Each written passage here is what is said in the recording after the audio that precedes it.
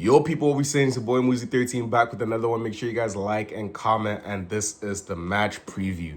This is the game. Arsenal versus Tottenham Hotspur Premier League North London Derby. I am absolutely gassed for this game. I'm always excited for this game. Not because just of, I don't know. I'm just excited for this game. As an Arsenal fan, you have to be excited for this game. It's the North London Derby. It's bragging rights. It's who's the kings of North London. We know who it is. North London is red. But before we even get into the preview, let's just talk about some stats going into this game for both teams. So in general, it's the 12th match day in the Premier League. Arsenal have played 17 games in all competitions this season. But if we're looking at the Premier League alone, we've won 8, drawn 2, and lost 1. Obviously, our last game came that 2-2 draw to Sunderland. Sunderland coming back and scoring in the last minute. So snatched that point, which was obviously frustrating from an Arsenal point of view, but it is what it is. We move on. Arsenal have scored 20 goals this season in the league, conceding only 5 with the plus 15 goal difference, tied with Manchester City, who have Holland on fire, who are 4 points clear at the top, sitting on 26 points in the league.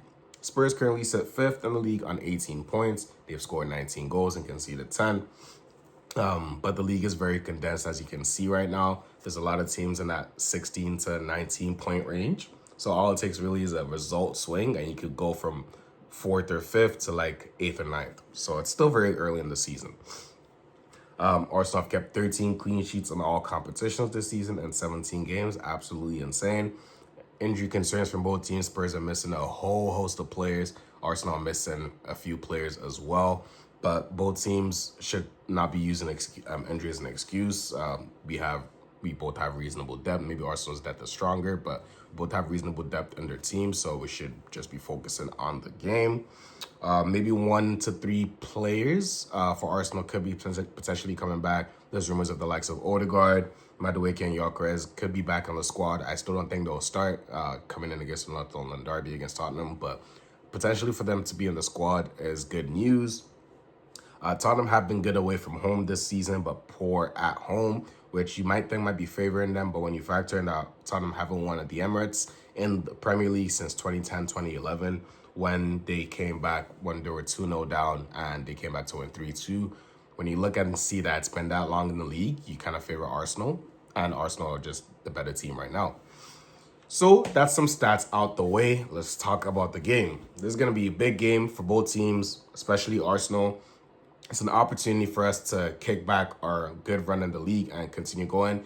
This is for me when the season actually starts. Obviously, you put yourself in this position, but from now up until March, Arsenal are going to be playing a lot of games in the Premier League and Champions League, FA Cup when it comes in January. There's no international breaks to break up the season anymore up until March. So now it's go time. Now you just rise it and just keep going.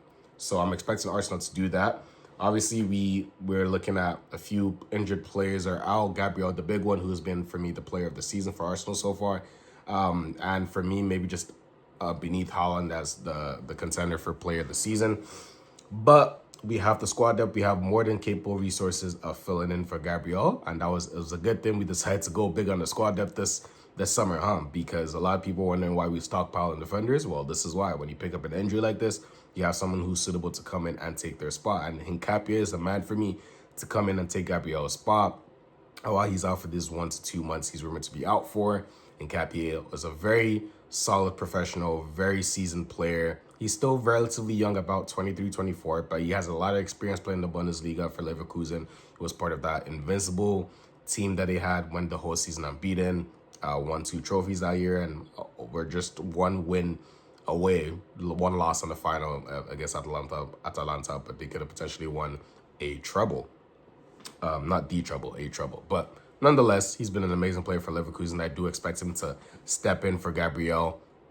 And in terms of predicted lineup, let me put that either here or there. You're going to see my predicted lineup. But in goal, I'm going to go with David Raya, obviously.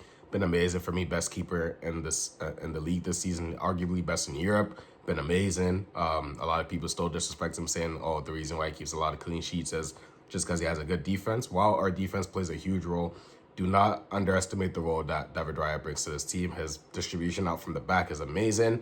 He makes crucial saves as well when called upon, and he's just an all-around very good goalkeeper. So David Raya in goal, Nothing more needs to be said. Timber at right back, for me, been the best right back in the Premier League this season. Arguably, you could say Reece James as well. I'm going to back my boy. Timber at right back. Defense going to be Saliba at right center back and Hincapié coming in for Gabriel. As I just mentioned, I believe Hincapié can fill in for Gabriel. At left back, I'm going to bring Lewis Skelly there. Now, obviously, Calafiori has been playing there this whole season, but Calafiori was rumored to have a potential hip problem during the international break. And if that's the case, I'm not risking him at all. Gabriel just got injured. I'm not affording or risking another player in Calafiori who's been so pivotal for us this season. We can't afford another player to go out. So Lewis Skelly comes in and fills there. Now in the midfield is going to be Rice and Zubimendi in that pivot. Absolutely amazing players this season, have been very good. Rice has low-key been up there too. You could say he's been one of the player of the season candidates for sure. So Rice and Zubimendi are forming a nice pivot. I do expect both of them to keep their spot, and they complement each other so well. When Zubimendi sits, Rice can go, or when Rice sits, Zubimendi can go as well. So they're not just both sixes or both eights, they play both roles to a high level as well. So yeah, that's my midfield pivot. In the attack now, I'm going to have Eze in the 10. Nothing more needs to be said. Odegaard's still out. Ranieri's not going to play this or start this game. Might come on.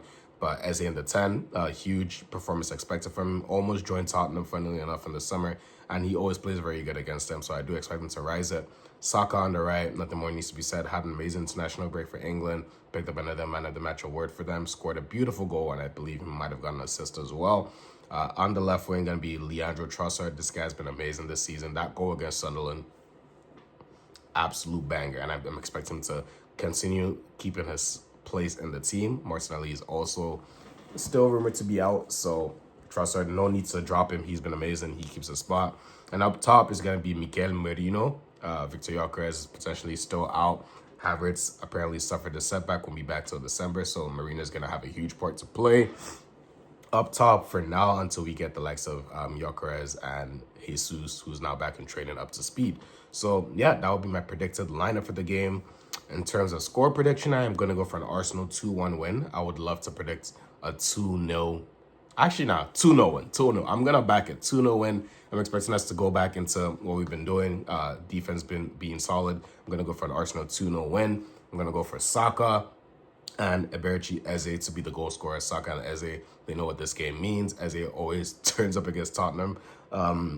He just loves playing against them. So I'm expecting him to kind of almost like, he's been all right this season, but kind of almost announce to the whole team, the whole league, and be like, "Yo, I've arrived at Arsenal now." So yeah, those are my predicted goal scorers: Saka and Eze. Arsenal to win 2-0, and hopefully Man City drop points against Newcastle and we can extend that lead again. But it's been your boy Muizy13.